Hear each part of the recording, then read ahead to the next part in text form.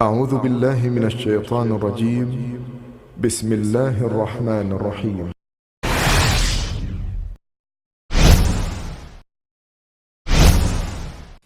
ابراہیم علیہ السلام نے لوگوں کے ساتھ عیدگاہ جانے سے انکار کیا اور عذر پیش کیا کہ وہ بیمار ہیں۔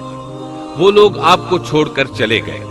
بعد میں ابراہیم علیہ السلام ان بتوں کے پاس گئے، پھر پوری قوت سے دائیں ہاتھ سے کلہاڑا مار کر ان کے ٹکڑے ٹکڑے کر دیے، لیکن بڑے بت کو چھوڑ دیا تاکہ سب اسی کی طرف رجوع کریں۔ تمام چھوٹے بتوں کو توڑ کر کلہاڑا اس بڑے بت کے کندھے پر رکھ دیا۔ مشرکین میلے سے لوٹے تو دیکھا ان کے سارے معبود اوندھے منہ ٹوٹے پھوٹے پڑے ہیں، ان کے تمام معبودوں کو توڑ دیا گیا تھا۔ وہ حیران رہ گئے کہ یہ کیسے ہو گیا، کس نے کیا؟ کہنے لگے یہ کام کس ظالم کا ہے، اس نے ہمارے معبودوں کی توہین کی ہے۔ اس وقت جن لوگوں نے ابراہیم علیہ السلام کا وہ کلام سنا تھا انہیں ان کا خیال آ گیا۔ کہنے لگے وہ نوجوان جس کا نام ابراہیم ہے اسے ہم نے اپنے بتوں کی مذمت کرتے سنا ہے۔ اللہ کی قدرت کہ ابراہیم علیہ السلام کا جو مقصد تھا وہ خود بخود پورا ہو رہا تھا۔ قوم کے لوگ مشورہ کر رہے تھے کہ سب کو جمع کرو اور اسے بلاؤ، پھر اسے سزا دو۔ چنانچہ تمام اہل باطل چھوٹے بڑے جمع ہو گئے، کارروائی شروع ہو گئی۔ کہنے لگے اے ابراہیم، ہمارے معبودوں کے ساتھ یہ لغو حرکت تو نے کی ہے۔ ابراہیم علیہ السلام نے جواب دیا، یہ کام تو اس بڑے بت کا ہے، مجھ سے کیوں پوچھتے ہو؟ تم اپنے معبودوں سے کیوں نہیں پوچھ لیتے کہ ان کے ٹکڑے کس نے اڑائے ہیں؟ ابراہیم علیہ السلام کا جواب سن کر وہ سب سوچ میں پڑ گئے، پھر کہنے لگے ہم نے بڑی غلطی کی، اپنے معبودوں کے پاس کسی کو حفاظت کے لیے نہیں چھوڑا۔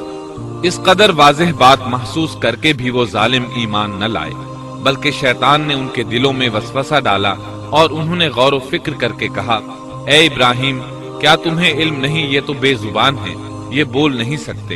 اب ابراہیم علیہ السلام نے فرمایا، تب پھر تم اللہ کے سوا اس چیز کی عبادت کرتے ہو جو تمہیں کچھ بھی نفع نہ دے سکے اور نہ نقصان پہنچا سکے۔ تعجب ہے تم پر اور ان پر بھی جنہیں تم اللہ کے سوا پکارتے ہو، کیا تم میں بالکل عقل نہیں؟ اس طرح ابراہیم علیہ السلام نے ان پر حقیقت خوب اچھی طرح واضح کر دی۔ ان سے فرمایا تم ان کی پوجا کرتے ہو جن کو تم خود تراشتے ہو، یعنی ان کا حال تو یہ ہے کہ تم نے ان کو خود اپنے ہاتھوں سے تراشا اور ان کی عبادت کرنے لگے، جبکہ تمہیں اور تمہاری بنائی ہوئی چیزوں کو اللہ ہی نے پیدا کیا ہے۔ ابراہیم علیہ السلام نے ایک کلہاڑے کی مدد سے ان سب بتوں کو تہس نہس کر دیا تھا۔ یہ اس بات کی واضح ترین نشانی تھی کہ یہ بالکل بے بس ہیں، لیکن اس واضح نشانی کے باوجود وہ اپنے کفر ہی پر ڈٹے رہے اور لگے ابراہیم علیہ السلام کو دھمکیاں دینے۔ قالوا ابنوا له بنيانا فألقوه في الجحيم۔ کہنے لگے اس کے لیے ایک آتش کدہ بناؤ اور اسے اس دہکتی آگ میں ڈال دو۔ پھر ان لوگوں نے ایک چٹیل میدان کا انتخاب کیا جہاں مٹی نام کی کوئی چیز نہیں تھی۔ اس میدان کو پتھروں کی باڑ کے ساتھ گھیر دیا گیا۔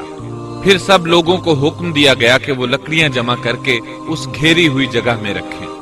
چنانچہ سب لوگ لکڑیاں جمع کر کے وہاں لانے لگے، یہاں تک کہ عورتوں اور بچوں نے بھی اس کام میں بڑھ چڑھ کر حصہ لیا۔ میدان میں اتنی لکڑیاں جمع ہو گئیں کہ زمین نظر نہیں آتی تھی۔ یہ لکڑیاں زمین پر ایک اونچی دیوار محسوس ہوتی تھی۔ پھر ان لکڑیوں کو آگ لگائی گئی۔ جب آگ کے شعلے آسمان سے باتیں کرنے لگے تو انہوں نے ابراہیم علیہ السلام کو آگ میں ڈالنے کے لیے ایک جھولا تیار کیا۔ اس میں سیدنا ابراہیم علیہ السلام کو رکھا گیا۔ اس وقت آپ نے یہ دعا پڑھی، حسبنا اللہ ونعم الوکیل۔ ہمیں اللہ کافی ہے اور وہی بہترین کارساز ہے۔ یہ کلمہ ہر محتاج اور مصیبت زدہ کو پڑھنا چاہیے۔ بخاری میں ہے، رسول اللہ صلی اللہ علیہ وسلم نے فرمایا، حسبنا اللہ و نعم الوکیل ابراہیم علیہ السلام نے اس وقت فرمایا تھا جب انہیں آگ میں پھینکا جانے لگا تھا۔ مطلب یہ کہ ہم اللہ ہی پر بھروسہ کرتے ہیں، اس کے سوا ہمارا کسی پر بھروسہ نہیں۔ بعض روایات میں یہ بھی ہے کہ جب ابراہیم علیہ السلام کو آگ میں ڈالا جانے لگا تو جبریل علیہ السلام آئے اور کہا، اے ابراہیم، کوئی حاجت ہے تو میں حاضر ہوں۔ ابراہیم علیہ السلام نے فرمایا، اگر تم اپنی مرضی سے آئے ہو تو مجھے تمہاری کوئی ضرورت نہیں۔ ایک دوسری روایت میں ہے کہ بارش کے فرشتے نے حاضر ہو کر کہا تھا، اے ابراہیم، مجھے حکم دیجئے میں بارش برسا کر اس آگ کو بجھا دوں۔ لیکن ایسی تمام روایات ضعیف ہیں۔ یوں بھی اللہ کا حکم ان سے پہلے کام کرنے والا تھا۔ اللہ تعالیٰ سورہ انبیاء آیت 69 اور 70 میں فرماتے ہیں، قلنا يا نار كوني بردا وسلاما على إبراهيم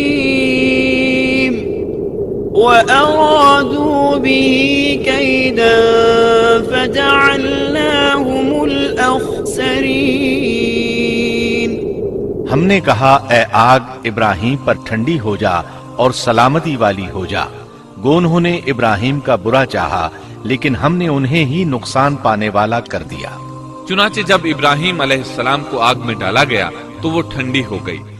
ابن عباس رضی اللہ عنہما فرماتے ہیں، اگر اللہ تعالیٰ آگ سے یہ نہ فرماتے کہ سلامتی والی ٹھنڈی ہو جا تو وہ اس قدر سرد ہو جاتی کہ اس کی ٹھنڈک سے تکلیف محسوس ہوتی۔ گویا آگ بھی اللہ کے حکم کے بغیر نہیں جلا سکتی، چھری اللہ کے حکم کے بغیر نہیں کاٹ سکتی، اس لیے کہ یہ بھی اللہ کی مخلوق ہیں اور ان کی قدرت بھی اللہ کے پاس ہے۔ وہ چاہے تو ان کو قدرت عطا کر دے، چاہے تو قدرت واپس لے لے۔ آگ کو ٹھنڈا ہونے کا حکم ہوا، وہ ٹھنڈی ہو گئی۔ اس نے نہ ابراہیم علیہ السلام کے کپڑے جلائے، نہ جسم کے کسی حصے کو کوئی نقصان پہنچایا، صرف وہ رسیاں جلائیں جن سے آپ کو باندھا گیا تھا۔ سبحان اللہ۔ لوگ آگ کے گرد اس انتظار میں کھڑے تھے کہ جو ہی انہیں آگ میں پھینکا جائے گا وہ جل کر راکھ ہو جائیں گے، لیکن وہ یہ دیکھ کر حیران رہ گئے کہ ابراہیم علیہ السلام بڑے ناز سے آگ کے درمیان بیٹھے ہیں۔ بعض روایات میں ہے کہ ابراہیم علیہ السلام فرمایا کرتے تھے، مجھے ان دنوں جو راحت اور سکون حاصل تھا ویسا آگ سے نکلنے کے بعد نہیں ہوا۔ لوگ اس معجزے کو دیکھ کر حیرت زدہ تھے۔ پھر ابراہیم علیہ السلام آگ سے نکلے۔